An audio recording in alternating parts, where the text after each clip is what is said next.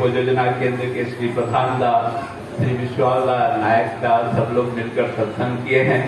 और इस सत्संग में हमारे श्रद्धेय मनोरंजन बिहारी दास श्री ठाकुर जी के पवित्र पंजाधारी कर्मी हैं, सरस्वती ऋत्विक पंजाधारी कर्मी, और भी 2 पंजाधारी कर्मी ऋत्विक दादा हमारे पास हैं, श्रद्धेय बालक दादा और श्रद्धेय सुरेश दादा, और चांद दादा हैं हमारे आसाम से अद्भुत पंजाधारी कर्मी। उन्हें मैं रानंदित, प्रीति नंदित, श्रद्धा नंदित जय गुरु गुरु भाईगण और भक्तिमती माताएं सबों को मैं अपना प्रणाम देता हूं। आज प्रार्थना के बाद हम लोग ध्यान किए, फिर सत्यानुसरण का पाठ हुआ। सत्यदर्शी का आश्रय ग्रहण करो, pull the husk to draw the seed, बीज को निकालने के लिए भूसा को अलग करो। माताओं ने नारी नीति का पाठ किया, तुम श्रेष्ठ का वरण और पूजन करो, तुम श्रेष्ठ का वरण और पूजन करो, छोटों को स्नेह से उन्नत करो और पारिपार्श्विक की सेवा करो। ये ठाकुर जी की वाणी पढ़े हम लोग। श्रद्धेय पालमा ने गाया कि हे ठाकुर जी, आपको स्मरण करके हम लोग आपके पथ पर चलने के लिए चल निकले हैं। एक मां ने गाया, इस पावन धरती पर आप यहाँ पर आए हैं और राधा राधा नाम का आपने वितरण किया है। आपको स्मरण करके सारा दुख दर्द मिट जाता है। एक उड़िया मां ने गाया, हे अपरूप, आपकी दया से सब कुछ हो सकता है। हिंदी में एक मां ने कहा, अगर ठाकुर जी को समझना है तो सत्संग का कीर्तन करना पड़ेगा। इस तरह से अलग अलग माताओं ने अलग अलग ढंग से गाया। कीर्तन यहाँ पर हुआ, ठाकुर जी की वाणी और परमानंद। उससे पहले ठाकुर जी माताओं ने गाया, ठाकुर जी की वाणी परमानंद की वाणी। सारा जगत में ये होने का है, वंदे पुरुषोत्तम धनी देकर देवघर में सब लोग ये करते हैं। दादा लोगों ने गाया, एक ही आनंदो परमानंदो, इस तरह से गाया। और उन्होंने कहा, पोती तो पावनो नरो नारायण, पोती तो पावनो नरो नारायण, प्रेम रूप धोरी, इस तरह से उन्होंने गाया। और कहा कि उनको ही स्मरण करो, उसी नर नारायण पतित पावन प्रेम स्वरूप का तुम गुणगान करो, जीवन का सारा दुख दर्द मिट जाएगा, जीवन का सारा दुख दर्द मिट जाएगा। प्रेम तरंगे सागर रविको, प्रेम तरंगे सागर रविको। आपने जो प्रेम तरंग हम सबों के हृदय में दिया है, उस प्रेम तरंग से आपको प्रेम करके ये जीवन का सागर हम लोग पार कर जाएंगे। ये विशाखापट्टनम भी तो समुद्र के किनारे बसा हुआ है। विशाखापट्टनम समुद्र के किनारे बसा हुआ है। और श्रद्धेय नायक दा बोले, जब ये हॉल बन रहा था तो उस समय के जो कमांडेंट थे, नाम में मुझे याद नहीं आ रहा उन्होंने क्या बोला, उन्होंने मातृमंगल किया था इस हॉल में ड्यूरिंग कंस्ट्रक्शन के बाद पूजनीय बिंकी बाबू यहाँ पर आए। उनका निश्वास प्रश्वास इस हॉल में है, इसलिए यहाँ पर आने से मुझे एक अलग से अनुभूति हुई। जो मैं कह रहा था, सागर के किनारे हम लोग बैठे हैं, विशाखापट्टनम सागर के किनारे स्थित है। और आइजक न्यूटन ने कहा था, I am like a small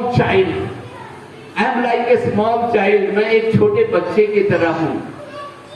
मेरे सामने ज्ञान का अनंत सागर प्रवाहित है और मैं सागर के किनारे बालू की रेत पर दौड़ कर अज्ञानता का स्नेल्स उठा रहा हूं। लेकिन अगर मैं अपने बारे में बताऊं तो पिछले 47 वर्षों से ठाकुर जी की दया से मैं ठाकुर जी का अमृत मंत्र ग्रहण करके एक ऐसे महासागर को मैं देखता हूं, एक ऐसे महाजीवन को मैं देखता हूं। उस महासागर के, इस महाजीवन के बताए गए पथ पर चलते चलते उन प्रेम के छोटे छोटे चीजों को मैं कलेक्ट कर रहा हूं। सोचिए, अगर मैं दीक्षा नहीं लिया होता, अगर आज से 47 साल पहले मैं दीक्षा नहीं लिया होता या दीक्षित नहीं भी होता, क्या मुझे ये मौका मिलता कि मेघाद्री पट्टनम के इस कम्युनिटी हॉल में भारतवर्ष के विभिन्न जगहों से आए हुए, चाहे नौकरी के सिलसिले में, चाहे बिजनेस के सिलसिले से, विभिन्न जगहों से, विभिन्न स्टेट से आए हुए इतने ज्ञानी गुणी लोगों के बीच में मेरे जैसा मूर्ख आदमी बात करता, ये क्या संभव होता? नहीं होता। श्रद्धेय नायकदा ने कहा, अमृतस्य पुत्रम वयम अमृतस्य पुत्रम, हम लोग सभी अमृत के पुत्र हैं। और हम जो अमृत के पुत्र हैं, हम जो अमृत के पुत्र हैं, ये पता कैसे चलेगा? हम जो अमृत के पुत्र हैं वो कैसे पता चलेगा? महानतम पुरुषम, जब वो महानतम पुरुषम के हम शरणागत होंगे तभी हमें ये एहसास होगा, तभी ये एहसास होगा कि हम अमृत के पुत्र हैं। रामकृष्ण परमहंस जी एक कहानी सुनाते थे, एक कहानी सुनाते थे। एक बाघिन थी, टाइग्रेस थी, वो गर्भवती थी और एक दिन भेड़ों के दल में उसने आक्रमण किया और दौड़ने के क्रम में बाघ का एक छोटा सा शिशु उत्पन्न हुआ और उसकी मां एक्सपायर कर गई, वो बाघिनी एक्सपायर कर गई। वो छोटा सा बच्चा भेड़ों के साथ दौड़ता था, भेड़ों के साथ दौड़ दौड़ कर वो मैं करता था, वो भेड़ों का दूध पीता था और वो बच्चा धीरे धीरे बड़ा हुआ। जब थोड़ा बड़ा हो गया तो एक बाघ ने आक्रमण किया उस दल पर। बाघ के डर से ये भेड़ भाग रहे हैं और बगल से वो बाघ का बच्चा जो बड़ा हो गया था वो भी भाग रहा है। बाघ को बड़ा आश्चर्य हुआ, अरे भेड़ लोग मेरे डर से भागते ही हैं, लेकिन ये बाघ थोड़ा सयाना हो गया था, युवक बाघ, ये कैसे भाग रहा है? वो भेड़ों के पीछे नहीं दौड़ा, उस बाघ के पीछे दौड़ा और उस बाघ को पकड़ लिया। वो एकदम कांप रहा है, तो उसे बड़ा आश्चर्य हुआ। बोला, तुम मेरे को पहचानो? वो क्या पहचानेगा? एक पानी के तालाब के पास ले गया, पानी जमा था। उसने कहा, तुम मुझे देखो। वो देख भी नहीं पा रहा है, पानी में इमेज देखो। जब वो पानी में अपना इमेज देखा और उस फिर बाघ के तरफ देखा तो उस बाघ ने कहा, तुम भेड़ नहीं हो, तुम बाघ हो। You are a tiger not a ship, you are a tiger not a ship. बाघ के पास आकर वो बाघ का बच्चा अपने को समझ पाया कि मैं भी बाघ हूं। हम लोग मनुष्य हैं, मन होश, जिसके मन में होश हो और किसके प्रति होश हो? उस परम पिता के प्रति होश हो। और जिस परम पिता को हम जानते नहीं हैं, जिनको हम समझते नहीं हैं, जिनसे हम बातें नहीं करते हैं, तो फिर हम लोगों के मन में होश कैसे जगेगा? वो नर नारायण जब नर शरीर में जब उनका आगमन होता है, नर शरीर में जब वो नारायण स्वयं आविर्भूत होते हैं और उनको प्रेम करके, उनके प्रति भक्ति रखकर, उनके प्रति श्रद्धा रखकर जब हम जीवन में चलना शुरू करते हैं, तब हमें पता चलता है वयम अमृतस्य पुत्रम, वयम अमृतस्य पुत्रम। है ना नायक साहब, ठीक बोल रहा हूं? तो तब हम लोगों को पता चलता है हम लोग कौन हैं, हम लोग किस लिए संसार में आए हैं। देव देवता हाजार धोरिस, देव देवता हाजार धोरिस, আচার্য যার ইষ্ট নয়, জীবন পথে চলতে তাহার আছেই কিন্তু নেহাত ভয়। 33 करोड़ देवी देवताओं के बारे में बताया गया है। मैंने कहीं पढ़ा था कि उस समय इस आर्यावर्त की भूमि में 33 करोड़ माँ और दादा लोग थे। 33 करोड़ निवासी इस आर्यावर्त में थे और वो 33 करोड़ लोग अपने से देवतुल्य थे। इसलिए 33 करोड़ देवी देवताओं का वर्णन हमें मिला है। देव देवता हजार चौबीस, देवी देवताओं की हजार पूजा हम क्यों नहीं करें। आचार्य जार इष्ट नय, अगर आचार्य इष्ट नहीं है, यदि आचार्य को हम जीवन में नहीं पकड़े हैं, जीवन पथे चलते तहार आछे ही किंतु नेहात भय, जीवन में पथ चलने के लिए उसको डर ही डर है, उसको डर ही डर है। इसलिए आचार्य का अनुसरण करना पड़ेगा। मेरे पिताजी को जब दीक्षा के लिए आते थे ऋत्विक दादा इधर से घुसते थे, पिताजी उधर से चले जाते थे। माँ बड़ी भक्तिमती थी, दीक्षा नहीं ली थी, लेकिन सत्संग में जाती थी। और मैं क्लास 9-10 में पढ़ता था, रात को 8:30 बजे टॉर्च लेकर मैं निकलता था, क्योंकि सत्संग से माँ को वापस लाना है। जय राधे राधे कीर्तन हो रहा होता था, जब मैं टॉर्च लेकर पहुंचता था, प्रसाद लेता था, माँ भी प्रसाद लेती थी, हम लोग घर आते थे। माँ की बहुत इच्छा थी कि ठाकुर जी की जिससे दीक्षा हो, लेकिन पिताजी नहीं चाहते थे। एक दिन ऋत्विक दादा ने कहा, आप क्यों नहीं दीक्षा लेना चाहते हैं मिश्रा दादा? आपकी धर्मपत्नी दीक्षा लेना चाहती है, आप नहीं ले रहे हैं। तो मेरे पिताजी ने कहा, मेरे पूर्वज कुल गुरु हुआ करते थे और मैं शिव जी का भक्त हूं, मैं शिव जी का भक्त हूं और मैं अच्छा काम करता हूं, सत्कर्म काम करता हूं, अच्छा काम करता हूं, गलत पथ पर मैं नहीं चलता हूं। तो मेरे लिए दीक्षा की प्रयोजनीयता क्या है? शिव ही मेरे गुरु है, शिव ही मेरे आराध्य देव है, इसलिए मुझे दीक्षा का प्रयोजन नहीं है। और जो ऋत्विक दा आते थे, श्री गंगाधर लाल दास दा अभी नहीं रहे, वो सोचिए एग्रीकल्चर डिपार्टमेंट के वो असिस्टेंट डायरेक्टर थे। He was the assistant director at the time in agriculture department. और मेरे पिताजी क्या थे? एक सिंपल स्टेनोग्राफर थे, सुपरिंटेंडेंट ऑफ पुलिस के एक स्टेनोग्राफर थे। माँ कहती थी कि देखिए इतने बड़े असिस्टेंट डायरेक्टर खुद हम लोगों के घर में आते हैं। वो तो असिस्टेंट डायरेक्टर हैं, हम लोग तो साधारण व्यक्ति हैं, ठाकुर जी के बारे में बोलने के लिए आते हैं। क्या इसमें उनका कोई स्वार्थ तो नहीं है? वो चाहते हैं कि हम लोगों का परिवार अच्छा हो, परिवार सुंदर हो। ठाकुर जी जो संदेश लेकर आए हैं, सबों के मंगल ध्यान लेकर आए हैं, वो विधाता पुरुष है, वो कल्याण पुरुष है, वो मंगल पुरुष है। उन्हीं की तो वार्ता लेकर श्रद्धे ऋत्विक दा आते हैं। आप क्यों नहीं दीक्षा लेते? पिताजी तैयार हुए, बोले मैं दीक्षा तो लूंगा, 3 दिनों तक करूंगा, अगर 3 दिन में अच्छा नहीं लगा तो मैं सब कुछ छोड़ दूंगा, मैं सब कुछ छोड़ दूंगा। कंडीशनल दीक्षा, initiation with some terms and conditions. यदि कॉन्ट्रैक्ट के वर्ड में मैं बोलूं, टर्म्स एंड कंडीशंस। मैंने देखा, उस समय मैं छोटा था, मेरी दीक्षा उस समय नहीं हुई थी। स्नान करके रोज दिन ठाकुर जी का स्मृति करते थे, खूब सुबह उठ जाते थे पिताजी, अब तो नहीं रहे, खूब सुबह उठते थे, ठाकुर जी की प्रार्थना करते थे, ध्यान करते थे। दूसरे दिन पिताजी ध्यान करने के बाद जोर जोर से रोने लगे पूजा घर में बैठकर। हम लोगों को बहुत आश्चर्य हुआ, पिताजी इतना स्ट्रॉन्ग व्यक्ति है, वो रो क्यों रहे हैं? जब हम माँ भी दौड़ कर आई, हम लोग भी दौड़ कर आए, पिताजी ने कहा, मुझे क्या मिला है आज मैं इसको अनुभव कर सका, मुझे क्या मिला है सेकेंड डे में मैं अनुभव कर चुका।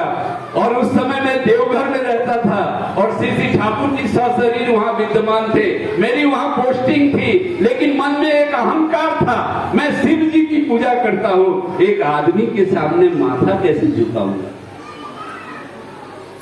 लेकिन आज मुझे पता चला कि मैंने जीवन में बहुत भूल की है।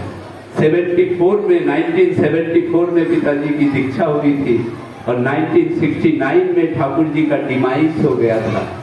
बोले मैं एक बार भी ठाकुर जी को देखने के लिए नहीं गया, जबकि मैं देवघर में रहता था। मैंने जीवन में बहुत भूल की, उस समय दीक्षा नहीं लिया। दादा, मेरे बच्चे लोग छोटे छोटे हैं, जितने भी लोग हैं, मैंने जो भूल किया वो भूल जिससे ये बच्चे लोग नहीं करे, इन लोगों को भी दीक्षा दीजिए। तब मेरी उम्र 13 साल की थी और तब मेरी दीक्षा हुई, तब मेरी दीक्षा हुई। माँ को भी बहुत प्रसन्नता हुई। आज जो भी मैं यहाँ पर खड़ा हूँ, ये श्री ठाकुर जी की दया है। श्री ठाकुर जी की दया है। कितनी परीक्षाएं देते देते देते देते सुख दुख का कितना पथ ट्रैवल करते हुए आज आपके सामने खड़ा हूं और भारतवर्ष के विभिन्न जगहों में आचार्य देव के आशीर्वाद से मैंने पहुंचा हूं और जहां भी मैं गया वहां पर मैंने देखा है कि लोग ठाकुर जी से कितना प्रेम करते हैं। ये जो माँ भक्तिमती माँ लोग बैठी हैं, इनकी इष्टप्राणता के कारण एक एक घर सुंदर हुआ है, एक एक घर सुंदर हुआ है, क्योंकि बहुत इष्टप्राणता के साथ वो करती हैं सब कुछ। इसलिए विशाखापट्टनम आने में मुझे बहुत अच्छा लगता है। प्रथम बार श्रद्धेय मनोरंजन बिहारी दा बहुत सालों पहले मेरे को यहाँ पर एक उत्सव में बुलाए थे। उसके बाद से लगता है 7-8 बार मैं यहाँ पर आ चुका हूँ। मैं पुरुषोत्तम की बात कहने के लिए खड़ा हुआ हूँ, अपनी बात कहने के लिए मैं यहाँ पर खड़ा नहीं हूँ। और मुझे मालूम भी नहीं है इस महाजीवन के बारे में जो अथाह है, अनंत है, उनके लिए मैं क्या खोज सकता हूँ, क्या उनके बारे में मैं बता सकता हूँ, मेरे सामर्थ्य के बाहर है। लेकिन जो मैंने अपनी आंखों से गुरु परिवार में देखा है, पूज्यपाद श्री बौरदा को देखा अपनी आंखों से, पूज्यपाद दादा को देखा, वर्तमान आचार्य देव को देख रहा हूँ, तो उन्हें देखकर लगता है कि ठाकुर जी कैसे रहे होंगे, ठाकुर जी कैसे रहे होंगे। आज ही सुबह में एक पुस्तक पढ़ रहा था देवी मुखर्जी दा का। देवी मुखर्जी दा लिखते हैं कि वो प्रिय परम है, श्री ठाकुर जी प्रिय परम है। मनुष्यों से बहुत प्यार करते थे, जीव जंतुओं से बहुत प्यार करते थे, मनुष्य को छोड़ना नहीं चाहते थे, वो मनुष्य के कंगाल थे। उसमें आगे लिखा हुआ है कि रामकृष्ण परमहंस देव दक्षिणेश्वर ने शाम के समय खड़े होकर कहते थे कि अरे अरे सुनो सुनो सुनो, तुम लोग जहां कहीं भी हो मेरे पास आओ, तुम लोग जहां कहीं भी हो मेरे पास आओ। ठाकुर में भी वैसी ही चीजें हमें देखने को मिलती है। ठाकुर जी कहते थे मैं मनुष्य का कंगाल हूं, मैं मनुष्य का कंगाल हूं। कोई जब मेरे पास आता है, मेरा मन नहीं चाहता है कि उसको वो मेरे से पूछ कर चला जाए। ठाकुर जी बोले कि मैंने बहुत दुखों को सहा है, त्रिकुटी पर चढ़कर मैंने प्रलय के महागर्जन को सुना है, त्रिकुटी पर चढ़कर मैंने प्रलय के महागर्जन को सुना है। उस समय मेरा हृदय नहीं कांपा। अनेक अनेक चीजों, अनेक अनेक रूपों में बहुत सारे कुछ आए हैं, एक कर भी मन हृदय नहीं कांपा।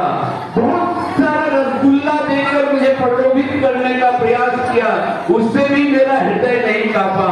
लेकिन तुम लोग जब आकर कहते हो कि मैं वापस लौट रहा हूं, तुम लोग जब आकर कहते हो मैं वापस घर लौट रहा हूं, तो मेरा हृदय विचलित हो उठता है। इसलिए मेरे सामने आकर ये नहीं कहना कि मैं घर जा रहा हूं, बल्कि जरूरत पड़े तो कोना में उधर से प्रणाम करके ही चले जाना। कोई जब गुरु भाई कहता था आज जाऊंगा लेकिन आज जाने की इच्छा नहीं होती है, ठाकुर जी कहते थे अच्छा ही है, कुछ दिन तक रुक करके रहो। वो कहते थे तुम यहाँ पर रहो, मुझे देखो, मुझे जानो, मुझे समझो। जिस मंगल की खोज में तुम लोग निकले हो, मैं वो मूर्त मंगल हूँ। जिस मंगल के खोज में तुम लोग निकले हो, मैं वो मूर्त मंगल हूँ। तो आज की इस भाद्र परिक्रमा में श्री ठाकुर जी के इस सत्संग में आकर हम लोग प्रेममय के उन शब्दों से उन्होंने जो विभिन्न जगहों में कहा है वो हम लोग याद करते हैं। किसी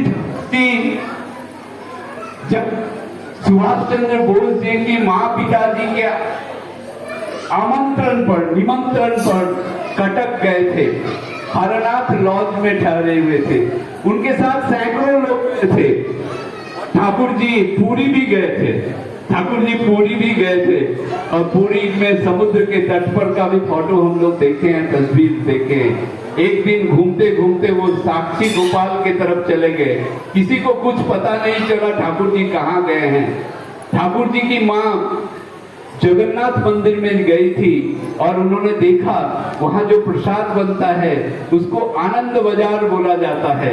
जब वो पावना हिमायतपुर में लौटी तो जो हमसे आज हम लोग भंडारा इधर कहते हैं वो आनंद बाजार का नाम दिया। आज भी देवघर में हम लोग आनंद बाजार में भोग प्रसाद ग्रहण किए हैं करते हैं। श्रद्धे किशोरीदा कीर्तन दल लेकर जगन्नाथ महाप्रभु के पास कीर्तन करके आए हैं। एक भक्त ने पूछा ठाकुर जी से, जगन्नाथ महाप्रभु के तो हाथ नहीं है, जिनके हाथ नहीं है वो जगत का कल्याण कैसे कर सकते हैं?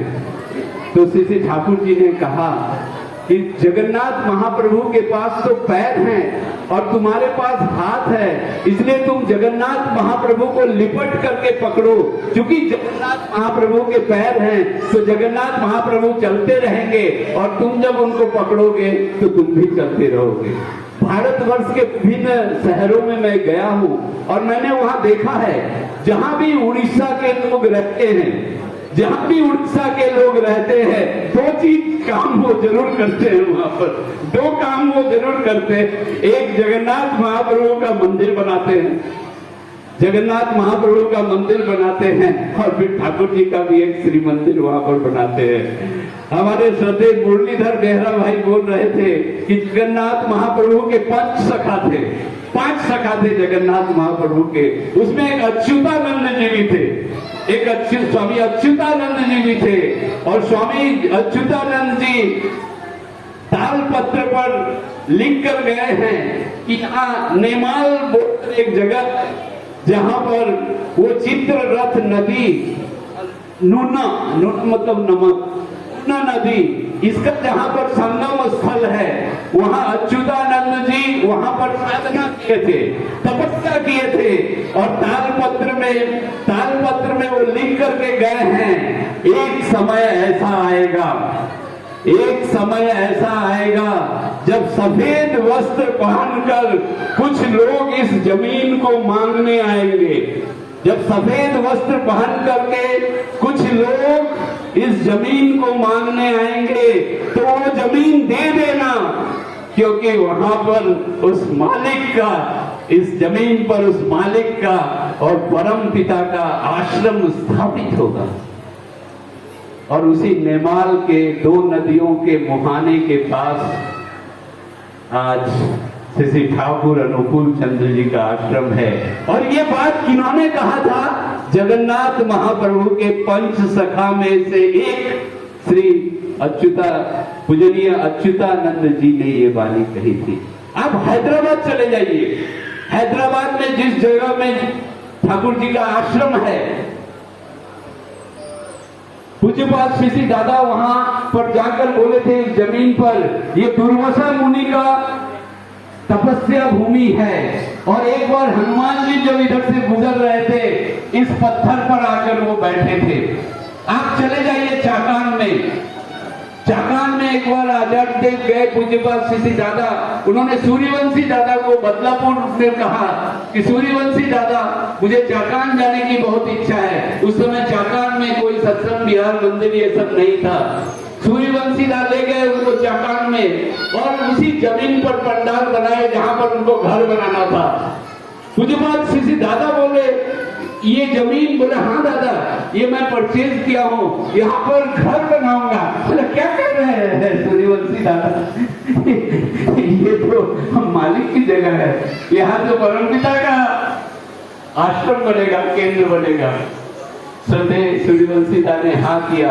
और आपको विश्वास होना चाहिए, जब उस जमीन की खुदाई की गई तो बहुत नीचे संगमरमर का एक गरुड़ मिला, संगमरमर का एक गरुड़ मिला। पुराने लोग कहते हैं कि वहां पर पहले एक विष्णु मंदिर हुआ करता था, बहुत सैकड़ों साल पहले।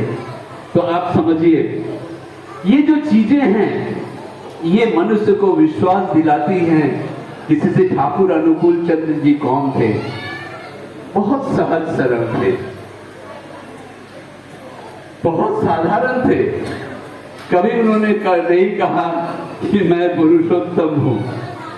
वो चाहते थे लोग मुझसे प्रेम करें। वो कहते थे जब कोई व्यक्ति मेरे सामने हाथ जोड़कर प्रणाम करता है तो मैं भी हाथ जोड़ लेता हूँ और परमपिता से प्रार्थना करता हूँ, हे परमपिता इस व्यक्ति को सुखी बनाना, हे परमपिता इस व्यक्ति को सुखी बनाना।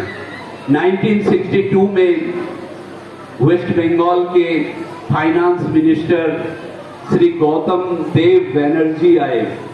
श्री गौतम देव बनर्जी आए 1962 में, और 1946 में ही पावना हिमायतपुर से ठाकुर जी आ गए थे 1 सितंबर को वहां देवघर में। जब 1962 में गौतम देव बनर्जी का आए फाइनेंस मिनिस्टर, चारों तरफ उन्होंने घूम घूम कर देखा। उन्होंने देखा कि लाखों लोग प्रसाद ग्रहण कर रहे हैं, वहां पर ठहरे हैं। उन्हें बहुत आश्चर्य हुआ कि ये आश्रम इतना बड़ा, ठाकुर जी तो खाली हाथ आए थे, सैकड़ों परिवार उनके साथ में आए थे। 200 रुपए का बड़ा बंगला भाड़ा लेकर के वहां पर रखा गया। उन्हें ठाकुर जी के आने से पहले 1 दिन पहले भाड़ा लिया गया था देवघर में, होगा ऑन रेंट बड़ा बंगला। 2-3 लोगों को ठाकुर जी भेजे थे। तो उन्हें बड़ा आश्चर्य हुआ, इतना जन समागम, भारतवर्ष एवं भारतवर्ष के बाहर के लोग किस आकर्षण से यहाँ आते हैं, किस आकर्षण से आते हैं, इतना बड़ा जन समागम, इसका खर्चा कैसे होता है। तो उन्होंने ठाकुर जी से पूछा, ठाकुर जी आपकी आय क्या है, what is your income. Thakur ji मुस्कुराकर बोले, मनुष्य मेरी आय है, man is my income, man is my income. Finance minister income का मतलब वो रुपया पैसा समझते हैं। पहली बार सुना किसी व्यक्ति का इनकम मनुष्य है, मैन इज माई इनकम। थोड़ी देर के बाद उन्होंने पूछा, and what is your expenditure, and what is your expenditure, आपकी व्यय क्या है। ठाकुर जी मुस्कुरा कर बोले, प्रेम ही मेरा व्यय है, love is my expenditure, man is my income and love is my expenditure. मनुष्य मेरी आय है और प्रेम ही मेरा व्यय है। 81 वर्षों तक श्री ठाकुर जी इस धराधाम में रहे। 81 ईयर्स तक सशरीर नर वपु में श्री ठाकुर जी इस धराधाम में आए। जीवन का प्रत्येक क्षण, उनके जीवन की प्रत्येक सांस प्रश्वास में समस्त जीव जगत का मंगल छिपा रहता था, समस्त जीव जगत का मंगल छिपा रहता था। डॉक्टरी पढ़ाई पढ़ने के लिए गए, National School of Medicine Sharadchandra Medical College में पढ़ने गए। पढ़ाई का पैसा नहीं था, पढ़ाई का पैसा नहीं था। उनके पिता शिवचंद्र चक्रवर्ती जी से एक सज्जन ने कहा था, आपसे मैं लोन लिया हूं, आपका लड़का अनुकूल मेडिकल की पढ़ाई पढ़ने गया है, आपसे तो लोन एक बार में मैं आपको दे नहीं सकता हूं, हर महीने कुछ कुछ मैं आपके बेटे के खर्च के लिए कलकत्ता भेजूंगा मनी ऑर्डर करके, और इससे मेरा ऋण भी चुक जाएगा, आपका बेटा भी मेडिकल की पढ़ाई पढ़ लेगा। अच्छी बात है। वो मनी ऑर्डर कभी 5 तारीख को आता था किसी महीने में, किसी महीने में वो 10 तारीख को आता था, किसी महीने में वो 12 तारीख को आता था। उसके बाद मनी ऑर्डर का पैसा आना बंद हो गया। जिस बोर्डिंग हाउस में श्री ठाकुर जी ठहरे थे, उस बोर्डिंग हाउस से ठाकुर जी को निकाल दिया गया, बोर्डिंग हाउस से ठाकुर जी को निकाल दिया गया। ऐसा भी समय आया जब सियालदह स्टेशन पर एक जो बैठने की जगह होती है, उस बैठने की जगह में सियालदह स्टेशन में जाड़े की रात में हितवाद पेपर शरीर में रखकर ठंड से बचने के लिए ठाकुर जी थे। लैंप पोस्ट के नीचे पढ़ाई करते थे, लैंप पोस्ट के नीचे पढ़ाई करते थे। म्यूनिसिपल कॉर्पोरेशन का पानी पीते थे। पैसा नहीं था, पैसा नहीं था। एक बार पेट की बहुत शिकायत हो गई, बहुत दर्द हो गया, तो उसके बंधु ने 8 आना पैसा दिया। उसमें से एक दोस्त ने कहा, मुझे बहुत पैसे की जरूरत है, कुछ तो दे दो। उसमें 6 आना से भी ज्यादा ठाकुर जी ने दे दिया। फिर सोडी बाइकार खा करके फिर ठाकुर जी स्वस्थ हुए। इस तरह से उन्होंने डॉक्टरी की पढ़ाई पढ़ी। ग्रे स्ट्रीट के कोयला गोदाम में वो रहते थे। और वहां से डिसेक्शन करने के लिए 6 किलोमीटर जाते थे। कहते थे पैसा नहीं था, ट्राम में मैं नहीं चढ़ सकता था, मैं पैदल 10-12 किलोमीटर चलता था, रात के समय हॉस्पिटल में ड्यूटी देता था। और हमारी सेवा प्रवृत्ति को देखकर जो नर्स लोग रहती थी वो भी चली जाती थी अपनी ड्यूटी छोड़कर, वो भी ड्यूटी छोड़कर चली जाती थी और पूरे रात भर में रोगियों की सेवा शुश्रूषा करता था। इस तरह से वो मेडिकल की पढ़ाई पढ़े। ग्रे स्ट्रीट में कोयला गोदाम में रहने के लिए उनको जगह मिली। कैन यू इमेजिन, जो पुरुषोत्तम है, युगादर्श है, युग पुरुष है, उन्होंने अपने जीवन में कितना कष्ट झेला। एक कोयला गोदाम में रहकर कुलियों के साथ रहते थे। कुली लोग जब रात को आते थे तो देखते थे उनका दिन भर का गंदा कपड़ा सुबह में साफ है, लटक रहा है, कोई उसको वॉश करके रखा है। आश्चर्य होता था, कौन हमारा गंदा कपड़ा धोता है। एक दिन कुछ कुली लोग रात भर जगे रहे कि हम लोग ये देखेंगे कि हमारा गंदा कपड़ा धोता कौन है। अनेक रात्रि में ठाकुर जी आए हैं, कुएं में गए हैं, हाथ पैर धोए हैं, खाना बनाए हैं, अपने से खाए हैं और सारे कुली लोगों का गंदा कपड़ा कुआं में ले गए हैं। कुएं के पानी से उसे धोया है, साफ किया है और उसे लटका दिया है। तब उन लोगों को समझ में आया कि हम लोगों का गंदा कपड़ा साफ कौन करता है। उन्होंने पूछा, आप ऐसा क्यों करते हैं, हम लोग को अच्छा नहीं लगता। तो ठाकुर जी बोले, एक दिन मैं ट्राम में जा रहा था और तुम्हारा ही एक आदमी, तुम लोगों में से कोई एक आदमी बैठा था ट्राम के सीट पर, उसका कपड़ा बहुत गंदा था और सारे लोग उससे घृणा कर रहे थे, सारे लोग उससे को पैसेंजर्स घृणा कर रहे थे क्योंकि उसका कपड़ा गंदा था। उस दिन मैंने संकल्प ले लिया कि जब तक मैं इस कोयला गोदाम में रहूंगा तुम लोगों में से किसी को भी गंदा कपड़ा नहीं पहनना पड़ेगा। एक आदमी मनुष्य से घृणा कैसे कर सकता है सिर्फ कपड़ा को देखकर। कैन यू इमेजिन उनकी सोच क्या थी। गांव में आए, डॉक्टरी का प्रैक्टिस उन्होंने शुरू किया और उनके पास 10 मील 12 मील दूर से पालकी पर लोग आते थे, पालकी पर लेकर जाते थे उनको दिखाने के लिए। किसी से पैसा नहीं मांगते थे, किसी से विजिट नहीं मांगते थे, कोई अगर कुछ अपने से दे दिया तो ग्रहण करते थे। उसी पैसे से जो निर्धन रोगी है उसकी दवा इत्यादि का प्रबंध करते थे। गरीब रोगी उनके पास आता था, पैसा नहीं दे सकता था, वो दोबारा नहीं आता था। ठाकुर जी इस चीज को समझते थे, क्योंकि वो पैसा नहीं दे पा रहा है इसलिए दोबारा नहीं आ रहा है। लेकिन खोज खोज कर ठाकुर जी घूमते थे और जाकर उस गरीब रोगी के घर में प्रवेश करके उसकी नाड़ी देखते थे। वो कहता था कि आप आ गए डॉक्टर दा, आप आ गए। बोले क्यों नहीं आऊंगा, मैं तो इधर से गुजर रहा था, तुम लोग तो दोबारा देखने के दिखाने के लिए आए नहीं, इसलिए मुझे आना पड़ा। किशोरी दा उनके साथ में थे। किशोरी दा वो भी कंपाउंडर थे लेकिन डॉक्टरी करते थे और जिस पेशेंट के घर में जाते थे दोनों ठाकुर जी पहले ही दवा इत्यादि बोल देते थे। किशोरी दा को एक दिन बहुत गुस्सा आया, ठाकुर जी ये बात ठीक नहीं, मैं भी डॉक्टरी करता हूँ, आप भी डॉक्टरी करते हैं, दोनों आदमी एक साथ जाते हैं तो आप खुद पेशेंट को देखकर दवा दे देते हैं, हम चुपचाप खड़े हो जाते हैं। अब आगे से ये मत करिएगा, आगे से मत करिएगा, मेरे को पेशेंट देखने दीजिएगा, आप चुपचाप रहिएगा। बोले ठीक है। एक जगह से खबर आई कि एक पेशेंट है, उसको देखने जाना बहुत जरूरी है। किशोरी दा को साथ लिए रास्ते में किशोरी दा ठाकुर जी को समझाते जा रहे हैं। जब उस पेशेंट के घर में आए, बोले पेशेंट कहाँ है? बोला पेशेंट अभी वो मतलब शौचालय के लिए गया हुआ है। ठाकुर जी पूछे पेशेंट किस कमरे में रहता है? पेशेंट किस कमरे में रहता है, सोता है? बोला वो कमरे में है। ठाकुर जी किशोरी दा को लेकर गए और किशोरी दा से बोले पैड पड़ा दीजिए। तो किशोरी दा पैड निकाले, ठाकुर जी 3-4 दवा लिख दिए। किशोरी दा वाली ये आप क्या कर रहे हैं, अपने पेशेंट को देखा नहीं और आप दवा लिख दिए? इससे पहले तो पेशेंट देखकर मेरे से पहले आप दवा लिख देते थे और अभी आप पेशेंट को देखे भी नहीं, जानते भी नहीं है, दवा कैसे लिख दिए? ठाकुर जी मुस्कुरा रहे हैं। जब पेशेंट आया, किशोरी दा उसको एग्जामिन किए, सारा उसका सिम्टम वगैरह देखे, उसके बाद कागज पर जब देखे तो देखे उसका जो सिम्टम है और जो दवा ठाकुर जी उसको बिना देखे लिखे हैं, किशोरी दा भी वही दवा लिखते।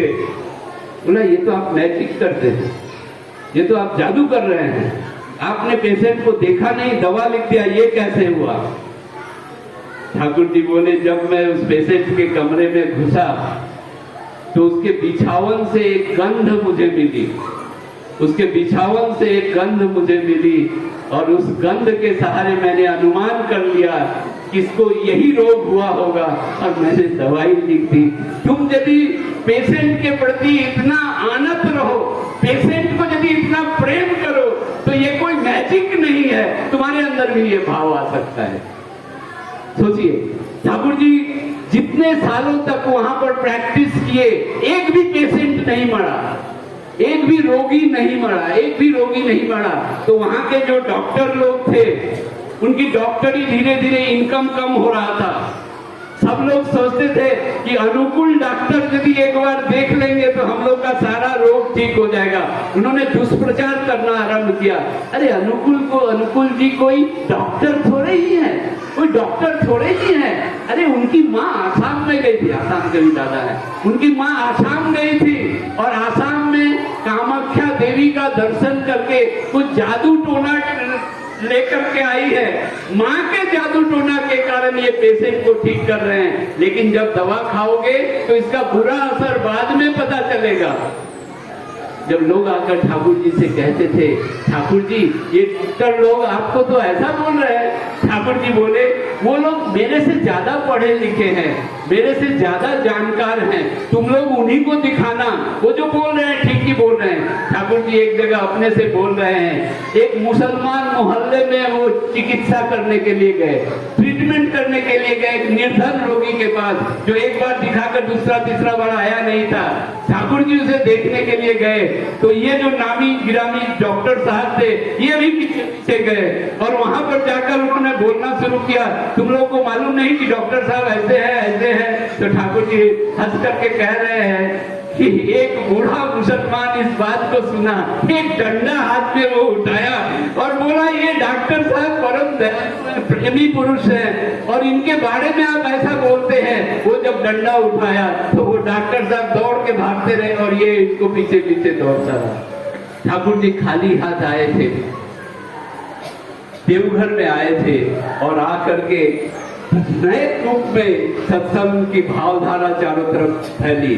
हम लोग किसी आशा को लेकर ठाकुर जी के पास नहीं आए हैं, कोई प्रलोभन से हम लोग ठाकुर जी को पास नहीं आए हैं, प्रेम करने आए हैं। और आज आचार्य देव जीवंत रूप में हम लोगों को प्रेरणा दे रहे हैं कि ठाकुर जी के पथ पर कैसे चलना है, जिसे प्रत्येक परिवार irrespective of caste, creed and religion जिससे सुंदर हो सके, उन्हें मंगल मिल सके। इसलिए आइए जो आचार्य देव उसे अनुसरण हम करेंगे और डीपी कार्ड को भी प्राथमिकता देंगे। पुनः आप सबों की मंगल प्रार्थना मैं ठाकुर जी के रातू चरणों में करता हूँ। जय गुरु, धन्यवाद, जय गुरु। जय राधे राधे कृष्णा कृष्णा गोविंद गोविंद राधे गोविंद गोविंद गोविंद गोविंद गोविंद गोविंद गोविंद गोविंद गोविंद गोविंद राधे राधे गोविंद गोविंद गोविंद गोविंद गोविंद गोविंद राधे जय राधे राधे कृष्ण कृष्ण गोविंद गोविंद जय राधे राधे कृष्ण कृष्ण गोविंद गोविंद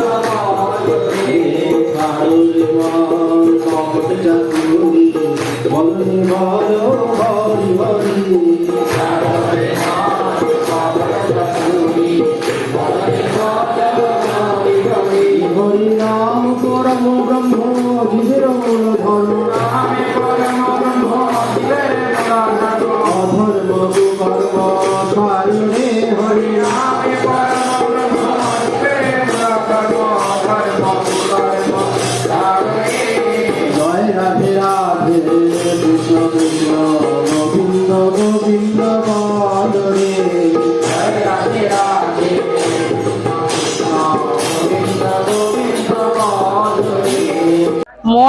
मो ना हूँ कौशल्या କୌଶଲ୍ୟା ଆଜି ଆମର ଗୋଟେ ବହୁତ ଭାଦ୍ର ପରିକ୍ରମା ସତ୍ସଙ୍ଗ ଆମ ଠାକୁରଜୀଙ୍କର ଏଇ ମାନେ ଏଇ ମାସରେ ସେ ଜନ୍ମଗ୍ରହଣ କରିଥିଲେ।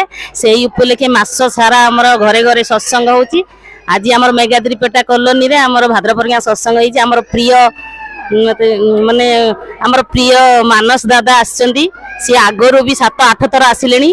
ଆଉ ସିଏ ବହୁତ ବଢ଼ିଆ, ତାଙ୍କର ଯେଉଁ ଭାଷା, ତାଙ୍କର ଯେଉଁ କଥା, ଠାକୁରଙ୍କ ବାଣୀ ସବୁ କହନ୍ତି, ସିଏ ବହୁତ ଭଲ ଲାଗେ। ତାଙ୍କର ଯେଉଁ ହସ ହସ ମୁହଁରେ ସିଏ ସବୁ କହନ୍ତି, ବହୁତ ବଢ଼ିଆ ଲାଗେ। ଆଉ ଠାକୁର ମାନେ ଗୁରୁ ଗ୍ରହଣ ନିହାତି ଆବଶ୍ୟକ। ଜୀବନରେ ଗୁରୁଙ୍କୁ ଧରିବା ଆବଶ୍ୟକ ହିଁ, କାହିଁକିନା ଗୁରୁ ବିନା କିଛି ନାହିଁ। ଗୁରୁ ବ୍ରହ୍ମା ଗୁରୁ ବିଷ୍ଣୁ ଗୁରୁଦେବ ମହେଶ୍ୱର, ଗୁରୁ ସାକ୍ଷାତ ପରମ ବ୍ରହ୍ମ ତସ୍ମୈ ଶ୍ରୀ ଗୁରବେ ନମଃ।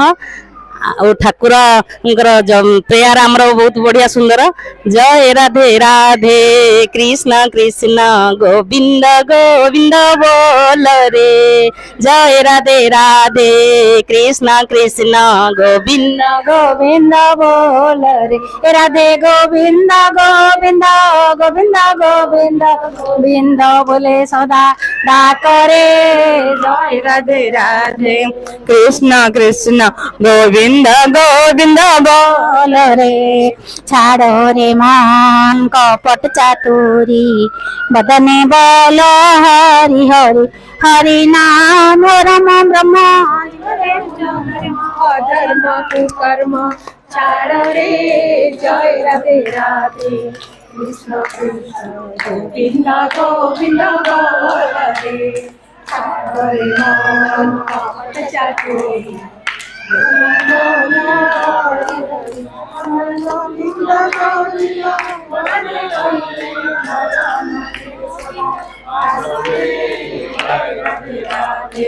কৃষ্ণ কৃষ্ণ গোবিন্দ গোবিন্দ বল রে।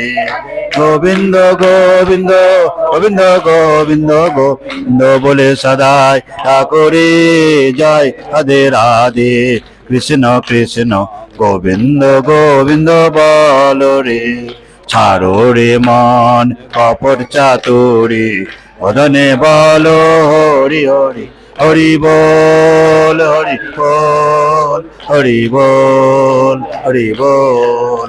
হরি বল হরি বল বল হরি বল। হরি বল হরি বল হরি বল হরি বল। হরি বল হরি বল হরি বল হরি বল।